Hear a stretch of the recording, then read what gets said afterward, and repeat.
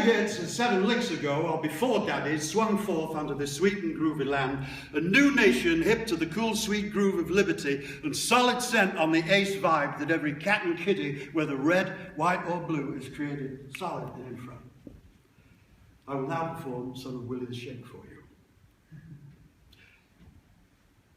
Hipsters, flipsters, and finger-popping daddies, not me, your loads. Come to lay Caesar out, not to hip you to him, for the bad jazz that a cat blows wails long after he's cut out, and the groovy is off stashed with the frame. So don't put Caesar down. Now the noble Brutus has laid a story on you that Caesar was hooked for power. And if so, it was a sad drag. Sadly, the Caesar cat answered it here with a pass from Brutus and the other studs. For Brutus is a worthy stud. Yea, they're all worthy studs. Dig me hard. My ticker lies there in the coffin with Caesar. And yea, I must stay cool till it flippeth back to me. To swing or not to swing, that is the hang-up. Yep, that's all Willie the Shake for you. Now, you know what they call the cat Willie the Shake? Because he gave him 5 cents worth of ink and a nickel's worth of paper. He used to sit down and ride up such a storm that boom, he shook everybody. Pen in hand, he was a mother superior. Now, when I first began my career as Justice of the Royal Court of Hipsterdom, there weren't too many cats around who could dig a rapper laid down like that. What I put for you there was in the Hypsomantic.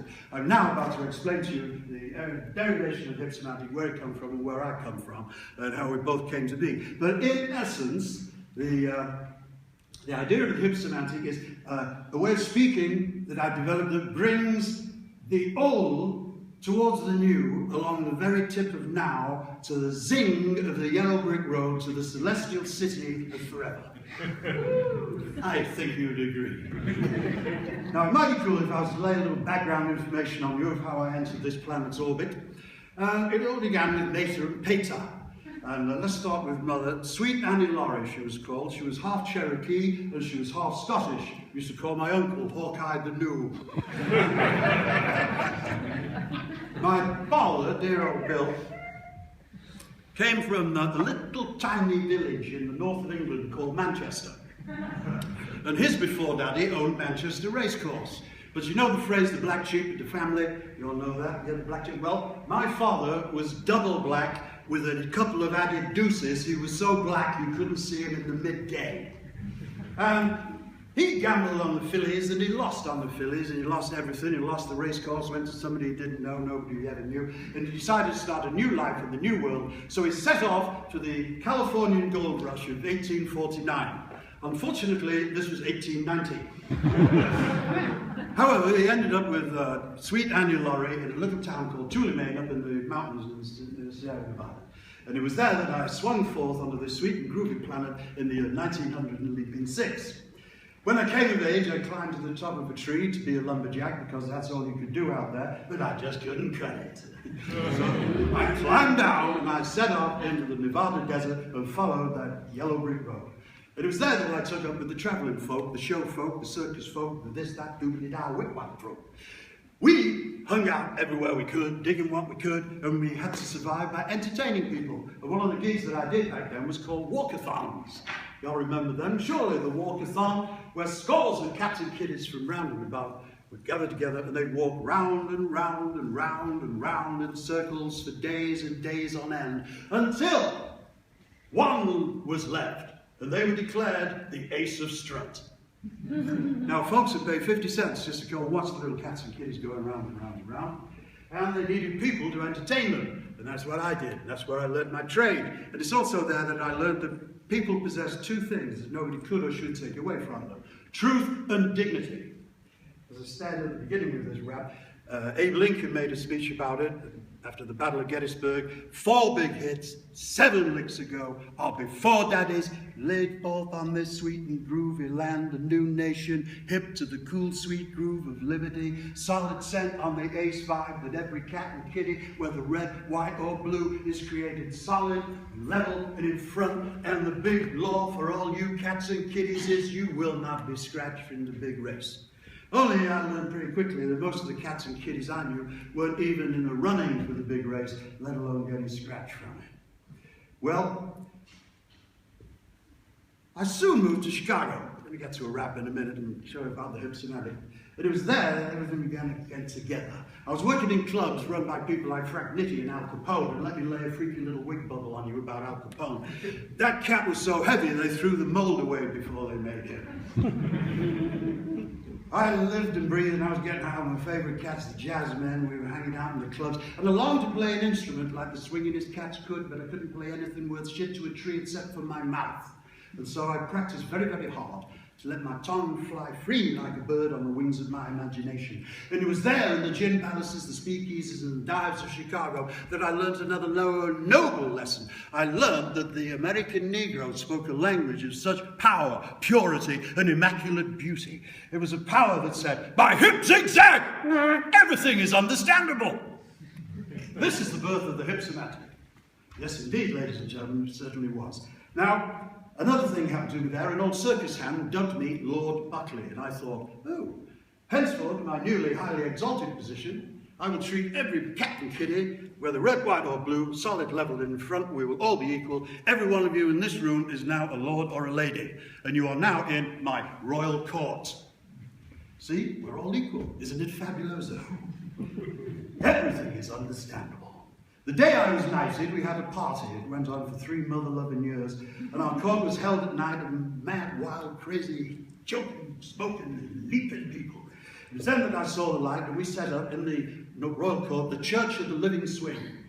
We had belly dancers instead of altar boys, and what we burned for incense is nobody's business. Didn't go down very well with the Chicago Police Department, well, with one thing and another, but I did learn things there. Let me blow my jazz at you. You see, I'm a people worshipper. I'm a people. I worship people. Yeah, I think a person should be good, not because of the promise of an afterlife in heaven or the threat of an eternity in hell. I think people should be good because they're full of the truth and the power and the love of being a human being. Because when you start to think about it, brothers and sisters, there's an awful lot of good ways to be wicked.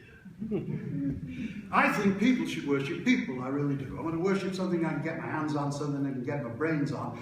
I went looking for the great big stash of love, and I couldn't find it in the temples, the churches, or the synagogues.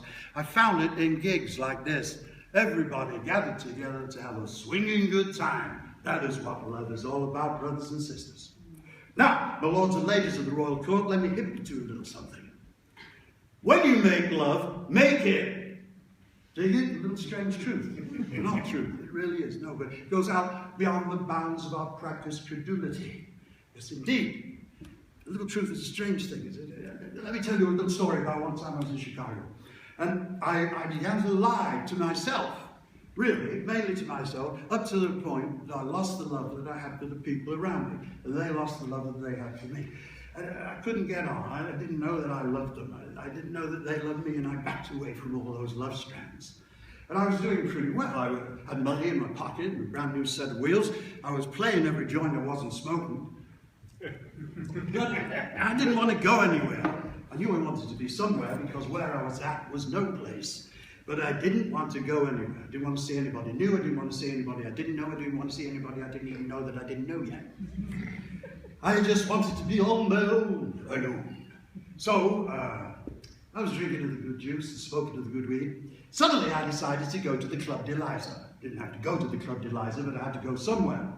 So, anyway, I'm going up there, State Street, in my brand new elongated car, just tootling along, and I'm feeling pretty good, going along State Street, and I'm locked inside, just goofing along, but I'm looking around at all the tram works, and the demolitions, and the new buildings. And suddenly, I have an objective, and I think to myself, wow!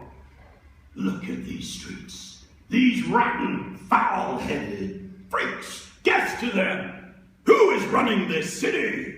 Just around then, I hit a little bump in the sidewalk, made the car went flying into the air, and went boom, whack, right solid into the State Street tram car lines, wedged in tight. What am I going to do? It's cool. I realize I now have my own railroad. And I'm locked inside, I'm doing 55 going down the lines, everything's good, I'm just sat back and I'm looking up. And then suddenly I see right in front of me this strange little cat waving his lantern at me like this. And I think to myself, what? Me, the president of the railroad, making my brand new inaugural super-duper diesel-powered run in this thing, and he's waving a lantern at me. If only you knew the president was on board, there'd be no more of this nonsense. But like any cautious engineer, I stuck my head out of the side of the cabin, and I could see that the tramcar company, without by your leave, without sending me a telegram or any other kind of ground, have opened up in front of me in my brand new elongated train, going along 55 miles an hour, a hole the size of the Grand Canyon. And I'm heading in there, and I can't get out of the lines. Now, there's only one thing you can do in a situation like this, my noble lords and ladies of the Royal Court. What is it? You call a meeting of the Board of Directors. Are we here? Yes, we're all here. Jolly good. What are we going to do? I think what we should do is have a vote. He thinks we should have a vote. What a sensible fellow. And what are we going to vote? Whatever you tell us to.